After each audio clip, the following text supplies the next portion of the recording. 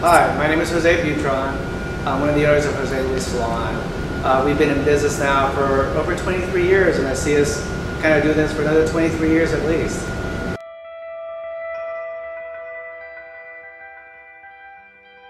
I got into this business with two friends of mine. All three of us were in high school. The girls took a cosmetology class in high school. And when we finished high school, they were like, you know, we're going to open a salon, we're going to do hair, we're going to do all that stuff. Jose, why don't you do hair with us? And I'm like, I don't think that was part of my plan as to what I was going to do with my future. Lo and behold, I ended up going to beauty school.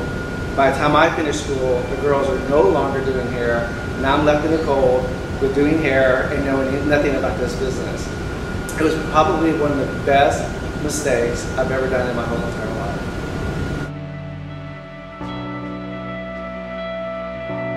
Well, after doing hair for 33 years, there's probably a million best hair stories I have. But probably the ones that stand out the most are clients that have been with me for a long period of time. They have an illness that requires them to take chemo or radiation. They lose their hair. When it's all said and done with, when it grows out and their hair is back to what it used to be, and to see that shine back in their face, I think those are probably the best hair stories I have, because I love to see everybody happy with their hair. And these are people who thought they would never be around, and they're here, and they're beautiful, and their hair is fantastic.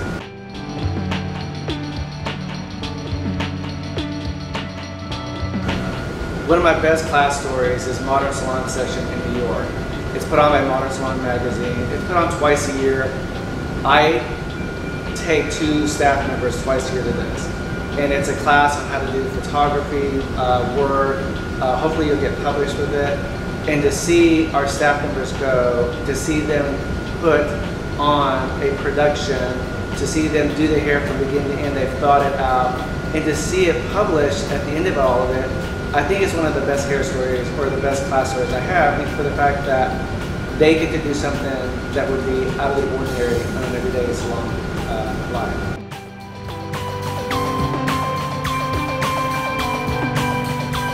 I've been fortunate enough to do some runway shows in New York and in Paris. I would have to say my best runway story of all of them was going to Paris and doing the Armani Privé show. You know, it's one thing to be backstage, you're working hard, you have this look that's already, you know, planned to do for all the models, and all of a sudden, out of nowhere, Mr. Armani walks in, and you're all of a sudden thinking, okay, number one, I'm in Paris, number two, I'm doing the Privé show, and number three, Armani is standing right next to me watching me work. That by far has got to be one of the most highlighted things I've ever done for a runway show.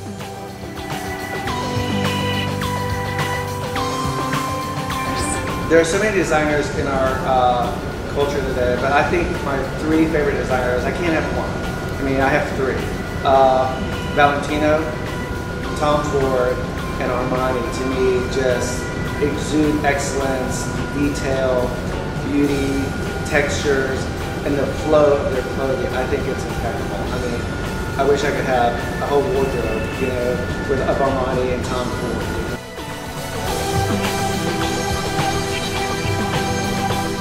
Personally, my favorite destination right now is St. Bart's. We just got back from St. Bart's, spent about a week there. Incredible. I recommend anybody to go to St. Bart's. Business-wise, I would have to say it was my trip to Paris, working for Armani. I think that was unbelievable. Going to Versailles, doing all those things that you thought you'd never get a chance to do, and I did them.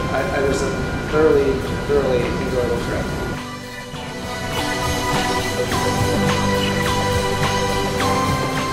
Opening a salon was probably one of the easiest decisions I made. I love the industry.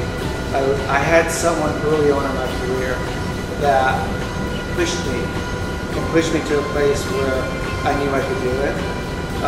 And when it all came down to that day where I knew I was going to do it, it was very easy for me to decide.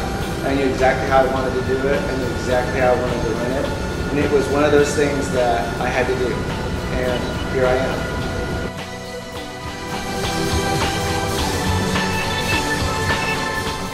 Some of the most inspirational things to me are real hobbies.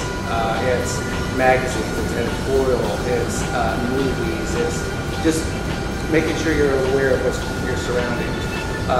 W Magazine, D Magazine are the two most inspirational magazines that I look at for looks of what's happening, looks I want to recreate.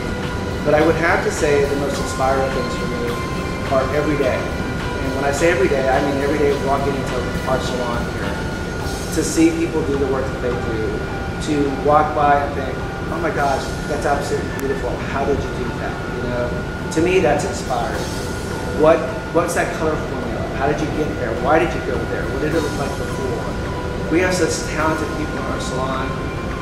To see the work that comes in this place, and to see the work that comes out of this place, every day I'm inspired by the people that I work with, and every day I grow a little bit more because of them.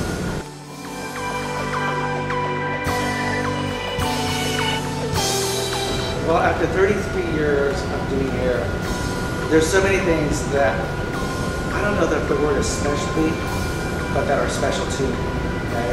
I love doing photography work. I love doing editorial work. It's always pushing yourself to another limit. I love teaching. You know, I teach haircutting classes for the staff members.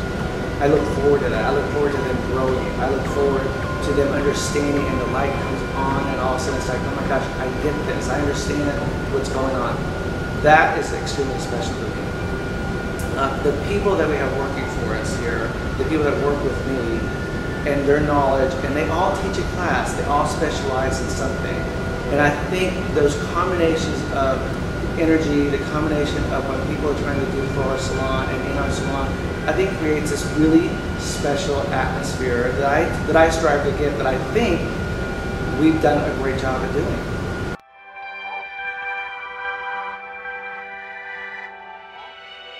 Well, I knew that once we opened the salon that I would want to be involved in the community. We're fortunate enough that we can get involved in the community. One of the things that the salon does is we do project transition of Guess Who's Coming to Dinner. It's a great event. We have it once a year. Sometimes it's an intimate dinner at our house of 20 people, and sometimes like our last one we just did this year, which was 100 people, and we did a theme of Studio 54 and had a blast doing it. Another one of our favorite charities is LifeWorks. Got involved in that through some of our clients.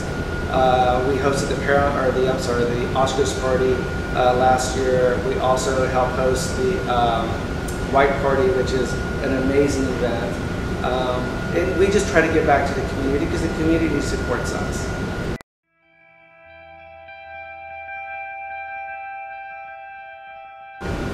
The passions in my life, wow, where could I go with that? It's like between cooking, which I love to do, between wine, which I love to drink, and between traveling, you know. All three of those combinations, gathered with being with friends, is probably the most passionate thing I love. We're always making plans for a dinner party, always inviting people. It's one of the things that bring the most joy out of me is being with great friends and great food and great wine. So we try to do that as often as we can.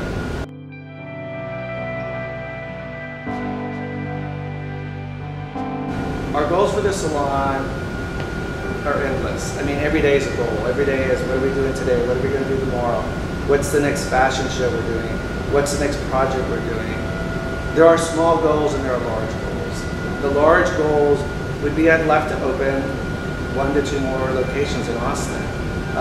We're getting close to opening a second location. We're looking at places, and we want to grow, but we want our staff to grow with us.